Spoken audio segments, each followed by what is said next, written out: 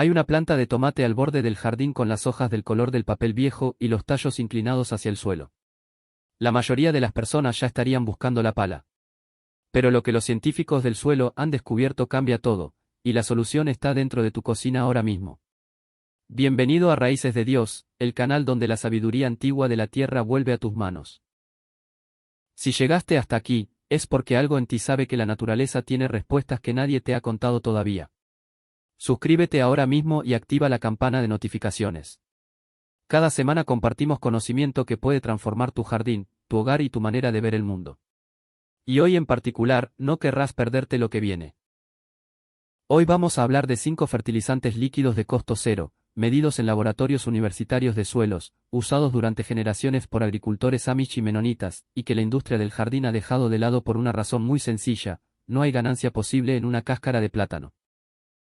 Esta es la historia de esos 5 métodos, que hace cada uno, porque cada uno funciona más rápido que cualquier cosa que se vende en una bolsa, y el error que casi todo jardinero casero comete y que impide que estos remedios funcionen como deberían. Pero antes de entrar al primero, necesito pedirte algo. Si este canal te está dando información que sientes que debiste haber tenido desde hace años, suscríbete a Raíces de Dios ahora mismo.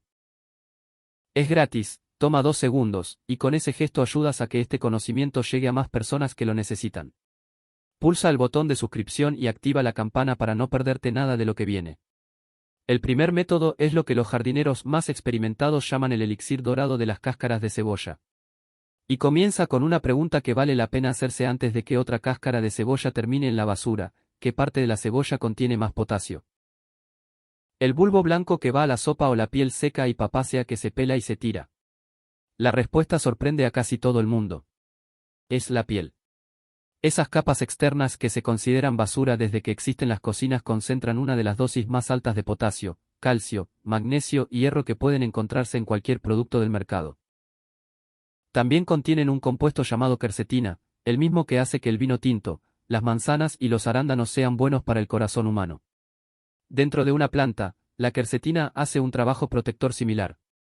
Protege las hojas del sol intenso del verano, frena la propagación de infecciones fúngicas y estabiliza la química interna de la planta cuando llega una ola de calor o una bajada repentina de temperatura. Y aquí es donde se pone interesante.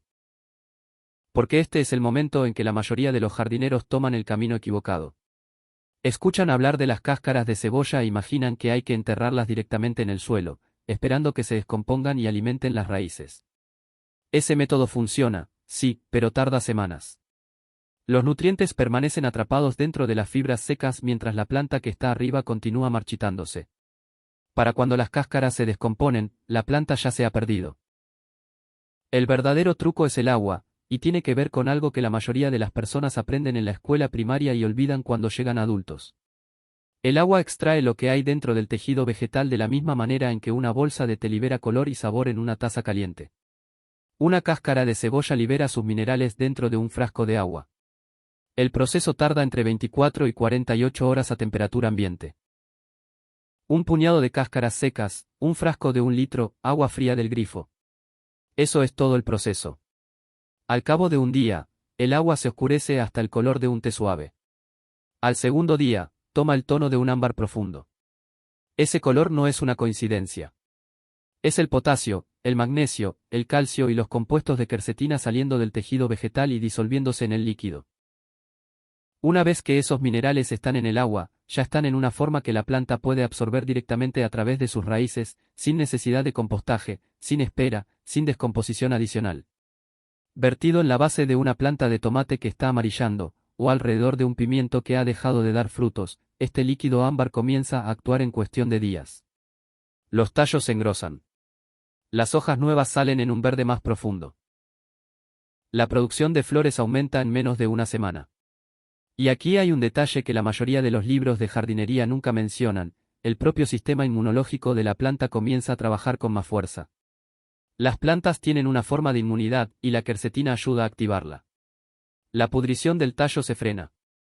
El marchitamiento de las plántulas desaparece. Las plantas que habrían terminado en el compost el fin de semana siguen vivas y produciendo al final de la temporada. Y aquí está la parte que nadie en televisión dice en voz alta: ninguna empresa de fertilizantes en el mundo puede construir un negocio alrededor del té de cáscaras de cebolla. No hay manera de empaquetarlo. No hay patente que registrar. No hay espacio premium en una tienda que vender. Esa es la razón real por la que este método desapareció del mundo del jardín convencional en los últimos 70 años.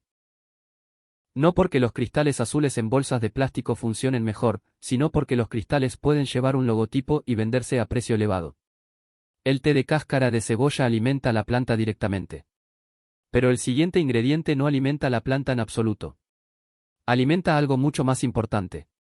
Si este vídeo te está abriendo los ojos a un mundo que siempre estuvo ahí pero que nadie te había mostrado, suscríbete a Raíces de Dios ahora mismo. Cada suscripción es una señal de que este conocimiento importa, de que vale la pena seguir compartiéndolo. Y si tienes un familiar o un amigo que cuida un jardín y está perdiendo plantas sin saber por qué, comparte este vídeo con esa persona hoy. El segundo método es lo que los científicos del suelo llaman el antiguo secreto del agua de arroz fermentada. Y comienza con una pregunta incómoda. ¿Qué pasa si el agua turbia que se vierte por el desagüe cada noche, el agua que sobra de enjuagar un puñado de arroz crudo, resulta ser uno de los tratamientos de suelo más poderosos jamás estudiados bajo un microscopio? Suena exagerado. No lo es. El agua de arroz lavado contiene almidones, vitaminas del grupo B y pequeñas cantidades de hierro y zinc. Recién obtenida del recipiente ya es moderadamente útil para el jardín. Pero la verdadera transformación comienza unos días después, cuando el agua se deja a temperatura ambiente en un frasco tapado. Lo que sigue cambió todo. El líquido adquiere un olor ligeramente ácido, como el primer indicio de una masa madre. La mayoría de las personas lo tirarían en ese punto. Hacerlo sería deshacerse de la parte más valiosa. Ese olor agrio es la firma de una explosión microbiana. Bacterias de ácido láctico y levaduras silvestres han colonizado el líquido, y aquí es donde el trabajo del científico agrícola japonés el Dr. Teruo Iga se vuelve relevante. En la década de 1980, el Dr. Iga, profesor en la Universidad de las Ryukyus, introdujo el concepto de microorganismos eficaces, conocidos como EM. Su trabajo demostró que ciertos microbios benéficos, cuando se añaden a un suelo empobrecido, pueden revitalizarlo en cuestión de semanas. Las fórmulas de microorganismos eficaces se utilizan hoy en granjas de más de 150 países. Y los microbios que están en el corazón de esas fórmulas son exactamente los mismos que aparecen de forma natural en el agua de arroz fermentada, de forma gratuita, sin costo de envío. Lo que ocurre bajo la tierra cuando este líquido se aplica a un cantero es lo siguiente. Las bacterias y levaduras del agua se encuentran con los microbios que ya viven alrededor de las raíces de la planta. Los almidones y azúcares del agua de arroz actúan como un banquete. El microbioma del suelo despierta, se multiplica y se pone a trabajar. En apenas una semana, la población de microbios benéficos alrededor de una planta tratada puede triplicarse. Una cucharadita de suelo saludable después de este tratamiento puede albergar más de 1.000 millones de organismos vivos, más que toda la población de América del Norte, comprimidos en un volumen más pequeño que un grano de café. Y aquí es donde la idea encaja para la mayoría de los jardineros que lo intentan: el agua de arroz no alimenta la planta. Construye el sistema de soporte de la planta. Es la diferencia entre darle a alguien una comida y darle una cocina que funciona. La comida se acaba. La cocina sigue produciendo. Pero eso no es todo. El error más común que comete casi todo el que usa el agua de arroz por primera vez es verterla fresca, directamente después de enjuagar el arroz. El agua de arroz fresca es suave. Hace algo, pero muy poco. El agua de arroz fermentada, de 3 a 5 días de antigüedad, es una herramienta completamente diferente. El olor es la señal. Si el líquido no tiene ese ligero toque agrio, todavía no está lista. Saltarse el paso de la fermentación es la razón principal por la que las personas prueban este método una vez, no ven un resultado dramático y nunca lo vuelven a intentar. También hay una regla de dilución que importa. El agua de arroz fermentada debe mezclarse con agua limpia en una proporción de aproximadamente una parte de agua de arroz por cada 10 partes de agua, antes de que toque el suelo. Sin diluir, la acidez es suficientemente fuerte como para irritar las raíces más tiernas, especialmente en plántulas. Correctamente diluida, es lo suficientemente suave como para aplicarla cada semana durante toda la temporada de crecimiento. El agua de arroz despierta la vida del suelo. Pero una planta que ya está colapsando hoy no tiene tiempo para esperar a que el suelo se reconstruya. Esa planta necesita alimento que pueda beber antes de que se ponga el sol. Por eso existe el tercer método. Si llevas un rato con nosotros y este contenido está resonando en ti, te pido algo sencillo antes de seguir, suscríbete a Raíces de Dios ahora mismo. No cuesta nada. Y significa todo para este canal. Cada nueva suscripción nos dice que este trabajo vale la pena, que hay personas buscando esta sabiduría, y eso nos impulsa a seguir creando para ti semana tras semana. El tercer método parte de algo que cada refrigerador en América tiene: el tomate olvidado en el fondo del cajón, la lechuga que se marchitó antes de que alguien llegara a usarla, el pepino golpeado que fue empujado hacia el fondo del estante. Para la mayoría de los hogares, esos restos terminan en la basura o, en el mejor de los casos, en un montón de compost que no va a producir material útil hasta dentro de 6 meses. Para un jardinero que conoce el método, esos mismos restos son la fuente de nitrógeno de acción más rápida que puede prepararse en casa. La ciencia detrás de esto se remonta a la década de 1840 y a un químico alemán llamado Justus von Liebig, uno de los padres fundadores de la agricultura moderna. Liebig demostró algo que cambió para siempre la manera en que los agricultores pensaban sobre el suelo. El crecimiento de una planta, demostró, no está determinado por los nutrientes que tiene en abundancia. Está determinado por el único nutriente que le falta. Esto se conoció como la ley del mínimo. Imagina un barril de madera cuyos tablones tienen alturas diferentes. El agua dentro del barril solo puede subir hasta el tablón más corto. No importa qué tan altos sean los demás tablones. Un tablón corto limita todo el barril. Las plantas funcionan de la misma manera. Si un tomate tiene potasio generoso y fósforo abundante, pero no suficiente nitrógeno, su crecimiento se detiene en la línea del nitrógeno. No importa qué tan rico sea el resto del suelo. Y aquí es donde se pone interesante. El nitrógeno es, en casi todos los jardines traseros de América, el tablón faltante más común. Los restos vegetales de la cocina contienen lo que los científicos del suelo llaman una proporción baja de carbono a nitrógeno. En lenguaje sencillo, están cargados de nitrógeno en comparación con su contenido de fibra. Los tomates demasiado maduros, los pimientos blandos, las espinacas marchitas, la col rizada golpeada, los pepinos viejos, todos ellos son nitrógeno disfrazado. Cuando esos restos se trituran en un balde de 20 litros, se cubren con agua, se presionan hacia abajo con un plato para mantenerlos sumergidos y se dejan fermentar durante unas 2 semanas, ocurre algo notable.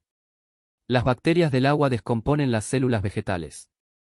El nitrógeno atrapado dentro del tejido se libera y pasa al líquido. El proceso tiene un nombre: mineralización del nitrógeno. Y en agua ocurre mucho más rápido que en un montón de compost. El líquido resultante no es bonito.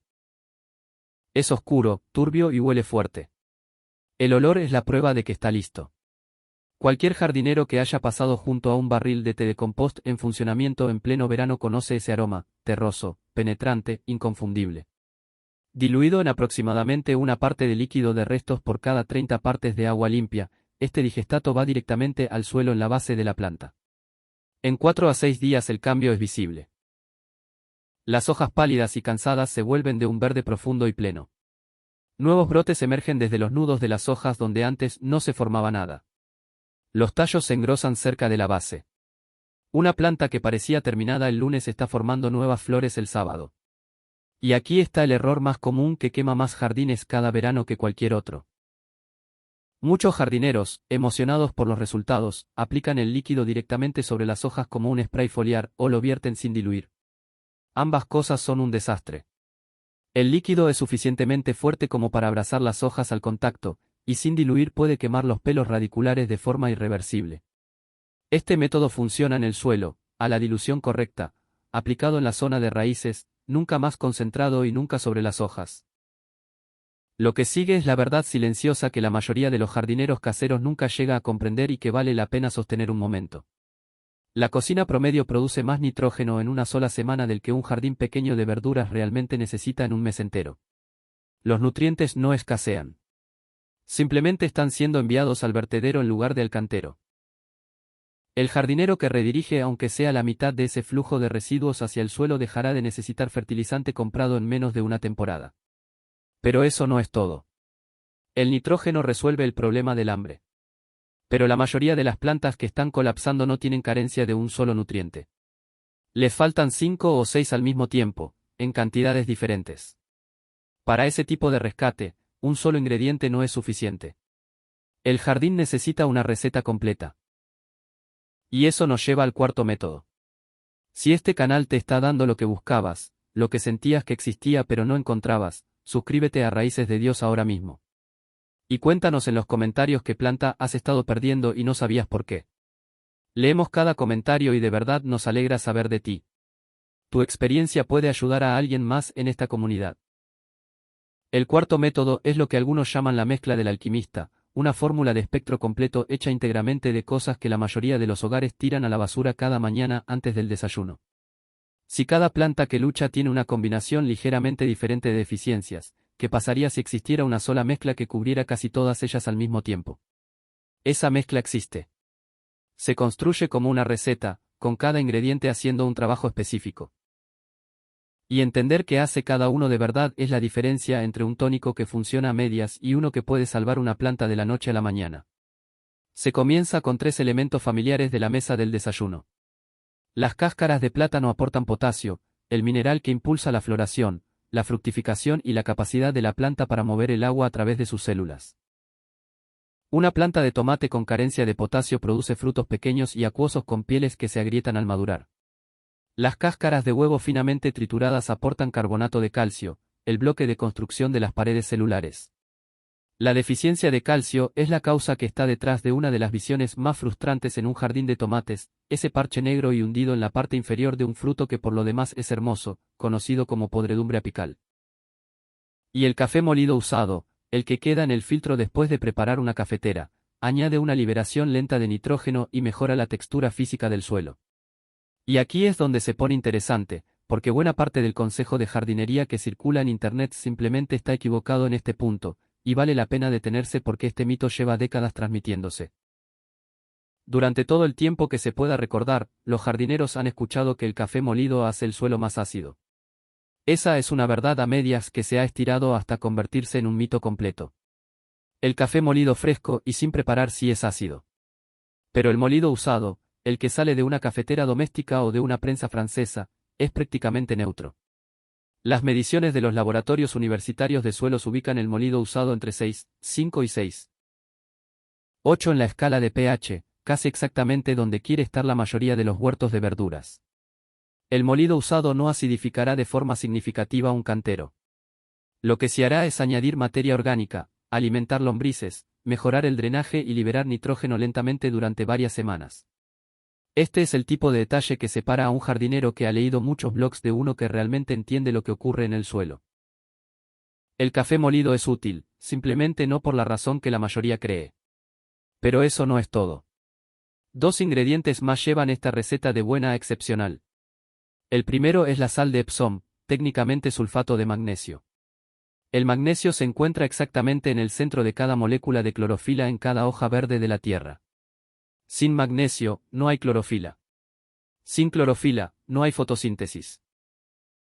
Cuando el magnesio escasea, las hojas comienzan a amarillar entre las venas mientras las venas mismas permanecen verdes, un patrón conocido como clorosis intervenal. Una cucharada de sal de Epsom disuelta en la mezcla entrega un impulso directo de magnesio que puede revertir ese patrón en cuestión de días. Pero aquí corresponde un aviso crítico, porque es donde los jardineros bien intencionados se meten en problemas. El amarillamiento de las hojas puede tener muchas causas. La deficiencia de nitrógeno amarilla primero las hojas más viejas. La deficiencia de hierro amarilla las hojas más jóvenes. El exceso de riego y la pudrición de raíces pueden amarillar la planta entera. La sal de Epsom es un remedio para la deficiencia de magnesio específicamente. Cuando la causa es esa carencia, la transformación es dramática y rápida. Cuando la causa es otra, la sal de Epsom hace muy poco, y añadirla repetidamente, pensando que el problema simplemente no está resolviendo, puede de hecho desequilibrar el balance de nutrientes del suelo. La lección es clara, hay que diagnosticar antes de tratar. El segundo ingrediente especial es la melaza negra, no la melaza común de mesa, sino la melaza negra, la versión oscura y casi amarga que proviene de la última cocción de la caña de azúcar. La melaza negra es rica en hierro y minerales traza. Pero su papel real en esta fórmula es algo diferente y algo que casi ningún sitio web de jardinería explica correctamente. La melaza es alimento para los microbios. Una cucharada de melaza negra revuelta en el litro de mezcla es como hacer sonar una campana de cena para cada bacteria benéfica que hay en el líquido. Sus poblaciones se multiplican en cuestión de horas. Esos microbios hiperactivos luego descomponen las cáscaras de plátano, las cáscaras de huevo y el café molido mucho más rápido de lo que esos ingredientes se descompondrían por sí solos. Una mezcla sin melaza tarda 3 semanas en ser útil. Una mezcla con melaza puede estar lista en 3 días. Esa única cucharada es la diferencia entre un fertilizante de liberación lenta y un rescate inmediato. Todo esto, las cáscaras de plátano, las cáscaras de huevo trituradas, el café molido usado, la sal de Epsom y la melaza negra, va dentro de aproximadamente 1 litro de agua tibia y se deja reposar de 3 a 5 días en un balde tapado. El resultado es un tónico de espectro completo que lleva potasio, calcio, nitrógeno, magnesio, hierro, minerales traza y un cultivo vivo de bacterias trabajadoras, todo en una sola aplicación. El error más común aquí es simple y es el que comete la mayoría: saltarse la melaza. Sin ese catalizador microbiano, las cáscaras y el café se asientan en el agua y liberan sus nutrientes lentamente, semana tras semana. Con la melaza dentro, la liberación ocurre en días. Lo que sigue cambió todo. Esta receta cubre lo que ofrece la cocina moderna. Pero el quinto y último método es más antiguo que cualquiera de estos ingredientes. Más antiguo que el café y los plátanos en los mercados americanos. Más antiguo que la mayoría de las casas en cualquier ciudad donde se está viendo este vídeo. Es un método utilizado por cada civilización que alguna vez cultivó su propio alimento. Y su historia comienza con algo que muy pocos libros de jardinería se atreven a contar. Si este canal te está entregando conocimiento que sientes que debiste haber tenido desde hace mucho tiempo, suscríbete a Raíces de Dios ahora mismo. Y comparte este vídeo con alguien que tenga un jardín y esté luchando sin saber por qué. A veces la información correcta llega en el momento exacto en que más se necesita. Antes de 1913, el fertilizante sintético no existía. Cada granja de la tierra, desde Iowa hasta Irlanda, desde las laderas de la India hasta los valles de América Latina, funcionaba con los mismos dos insumos, estiércol animal y compost.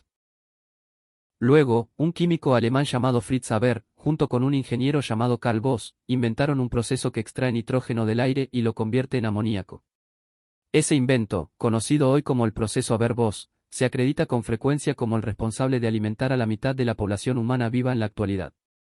También es, en silencio, el proceso que despojó de vida a las tierras de cultivo en la mayor parte del mundo industrializado durante los siguientes 100 años. Ese es el intercambio que casi ningún libro de jardinería explica. El nitrógeno sintético alimentó a miles de millones de personas. También le enseñó a los agricultores a alimentar la planta mientras dejaban morir el suelo. Los resultados son ahora visibles desde el espacio: zonas muertas en el Golfo de México, estructura de suelo colapsada en las grandes llanuras y una pérdida lenta y constante de la vida microbiana que mantiene un jardín verdaderamente vivo. Para un jardinero casero, el método antiguo todavía funciona. Y para rescatar una planta que está muriendo en el jardín trasero, todavía supera la versión sintética. Este método se llama té de estiércol. Entre los agricultores de toda la vida en las colinas de los Apalaches y el campo de Pensilvania tiene otro nombre: la bolsa de té gigante. El proceso es tan simple como cualquier otro método de esta lista. Una palada de estiércol envejecido y seco, de gallinas, vacas o conejos, nunca fresco, va dentro de una bolsa porosa. Una funda de algodón vieja funciona perfectamente. También lo hace un saco de arpillera o una bolsa de lavandería de malla. La bolsa se ata en la parte superior y se sumerge en un balde de 20 litros de agua. Durante los siguientes 3 a 5 días, el agua extrae lentamente los nutrientes solubles: nitrógeno, fósforo, potasio y una larga lista de minerales traza, dejando la materia sólida de forma segura dentro de la bolsa, donde no quemará el jardín ni llevará semillas de malas hierbas a los canteros. Y aquí es donde se pone interesante.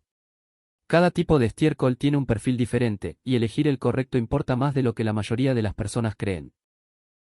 El estiércol de gallina envejecido lleva los niveles más altos de nitrógeno y fósforo de los tres, lo que lo convierte en el estimulante de crecimiento más poderoso. Una sola taza de té de estiércol de gallina correctamente diluida puede empujar a una planta de tomate cansada de vuelta a una floración intensa en menos de una semana. El estiércol de vaca es más equilibrado, más bajo en nitrógeno pero excepcional para construir la estructura a largo plazo del suelo y para alimentar la capa de humus que está debajo de la tierra superficial. El estiércol de conejo es el secreto silencioso de los jardineros con experiencia. Es el único estiércol común que puede aplicarse crudo a un jardín sin quemar las raíces, porque el nitrógeno ya está en una forma suave. El té de base de conejo es la opción más gentil y la más segura para plántulas jóvenes. Pero eso no es todo. El error que mata más jardines de té de estiércol que cualquier otro factor único es usar estiércol fresco. Los excrementos frescos de cualquier animal llevan demasiado amoníaco. También llevan semillas de malas hierbas y patógenos de cualquier cosa que el animal estuviera comiendo esa semana. Un solo balde de estiércol fresco aplicado con demasiada generosidad puede abrazar una fila entera de plántulas en 48 horas. El estiércol debe estar envejecido, idealmente durante 6 meses a un año, antes de que jamás vaya dentro de la bolsa de té. No hay atajos en este paso. Una vez que el té está preparado, la dilución es la siguiente decisión crítica. El líquido resultante se diluye hasta el color de un té helado suave, aproximadamente una parte de té por cada 10 partes de agua limpia, antes de que una sola gota toque el jardín. Esa proporción de dilución no es una suposición. Es la línea entre un tónico que sana y uno que quema.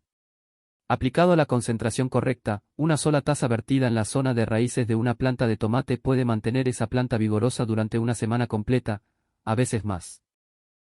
Y hay un detalle más que vale la pena conocer, porque los agricultores de toda la vida lo juran y la ciencia moderna del suelo ahora lo respalda. El té de estiércol es más efectivo cuando se aplica en las horas frescas, temprano en la mañana o en la última hora antes del atardecer. En el calor del mediodía, buena parte del nitrógeno se evapora antes de que las raíces puedan absorberlo. En el fresco de la tarde, el suelo retiene los nutrientes y la planta bebe a su propio ritmo durante toda la noche. El resultado final es un fertilizante que combina cada nutriente esencial que una planta necesita con los microbios vivos que ayudan a la planta a usar realmente esos nutrientes. Es el ecosistema completo en un solo balde. Y no cuesta nada más allá de lo que los animales ya han proporcionado de forma gratuita. 5 fertilizantes. 5 métodos. Cada uno de ellos ya está en la cocina, en el jardín o en el cobertizo. El elixir de cáscaras de cebolla. El agua de arroz fermentada. El digestato de restos vegetales. El cóctel de cocina de espectro completo. Y el té de estiércol envejecido. Cada uno resuelve un problema diferente. Cada uno cuesta cero. Cada uno comienza a funcionar en menos de una semana y, en algunos casos, en menos de 2 días. Lo que une a los 5 es el principio que lo sostiene. Las cosas que el mundo moderno llama basura son, en casi todos los casos, exactamente lo que un jardín necesita para volver a la vida. El jardinero que entiende esto tiene acceso a una fuente de fertilizante que nunca se agotará, que nunca subirá de precio y que nunca vendrá con una etiqueta de advertencia. El jardín, a cambio, pide solo que quien lo cuida preste atención y recuerde cómo funcionaban los métodos antiguos. La próxima vez que una planta de tomate empiece a amarillar, o un pimiento deje de dar frutos, o una calabaza orgullosa empiece a desvanecerse, haz una pausa antes de alcanzar la pala. La cura muy probablemente ya está sentada en el cubo de basura. Y ahora cuéntanos en los comentarios, ¿cuál de estos 5 métodos vas a probar primero? El té de cáscaras de cebolla, el agua de arroz fermentada, el digestato de restos, el cóctel completo o el té de estiércol envejecido. Tu respuesta puede ayudar a alguien más en esta comunidad a tomar la decisión correcta. Y si conoces a alguien que está perdiendo más plantas de las que está salvando, comparte este vídeo con esa persona hoy. Puede cambiarle la temporada entera. Que Dios bendiga tu tierra, que bendiga tus manos y que cada semilla que plantes encuentre el suelo que merece. Hasta el próximo vídeo, en Raíces de Dios.